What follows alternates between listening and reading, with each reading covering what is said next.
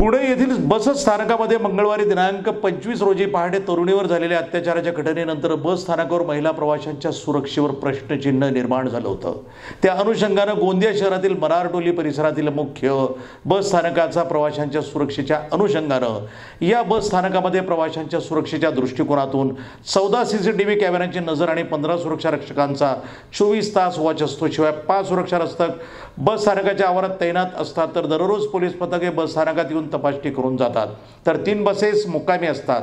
त्या बसेसवर सुरक्षा रक्षकांचा पहारा असतो। तर रात्रीची शेवटची बस आल्यानंतर सुरक्षा रक्षक बसची तपासणी करतात, त्याचप्रमाणे बस स्थानकाचीही तपासणी करतात। त्यामुळे गोंदिया बस स्थानकाकडे कडेकोट सुरक्षा व्यवस्था असल्याचं आगार प्रमुख यांनी सांगितलं। गोंदिया शहरातील मरारटोली परिसरातील मुख्य बस स्थानकाच्या प्रवाशांच्या सुरक्षेच्या अनुषंगानं या बस स्थानकामध्ये प्रवाशांच्या सुरक्षेच्या दृष्टिकोनातून 14 सीसीटीव्ही कॅमेऱ्यांची नजर आणि 15 सुरक्षा रक्षकांचा 24 तास वॉच असतो। शिवाय 5 सुरक्षा रक्षक बस स्थानकाच्या आवारात तैनात असतात, तर दररोज पोलीस पथके बस स्थानकावर येऊन तपासणी करून जातात। तर 3 बसेस मुक्कामी असतात। त्या बसांवर सुरक्षा रक्षकांचा पहारा असतो। तर रात्रीची शेवटची बस आल्यानंतर सुरक्षा रक्षक बसची तपासणी त्याचप्रमाणे बस स्थानकाची तपासणी करून घेतात। त्यामुळे गोंदिया बस स्थानक याकडे चोख सुरक्षा व्यवस्था असल्याचं आगार प्रमुख यांनी सांगितलं। सर, काय सांगणार पुणे येथे स्वारगेटमध्ये जी घटना घडली ते घटना आपल्याकडे घडू नये म्हणून यासाठी आपल्या गोंदिया आगारामध्ये काय व्यवस्था करण्यात आली, काय सांगा? पुणे स्वारगेटला जी दुर्दैवी घटना घडली आहे ती कुठेही घडू नये यासाठी आम्ही गोंदियाला आमच्या इथं 14 सिक्युरिटी कॅमेरे सोबत आमच्या इथं 15 सिक्युरिटी गार्ड्स आहेत व ते दिवस रात तिथं पाहणी करत असतात।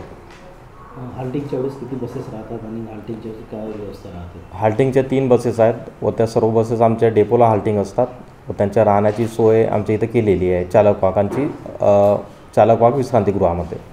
गस्त कशी राहतात?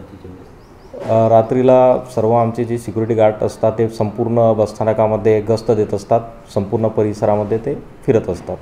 पोलीस पेट्रोलिंग पण कधी येत असते आपल्याकडे? हो, पोलीस पेट्रोलिंग दर दिवशी होत असते।